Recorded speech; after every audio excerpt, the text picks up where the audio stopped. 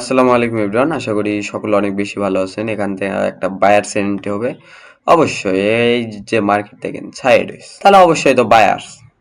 এখানে সেলার্স এর একটা বিগ ক্যান্ডেল আসছে, তাহলে গ্যাপ ডাউন দিছে, তাহলে কি হবে? বায়ার্স আসবে পজিটিভ।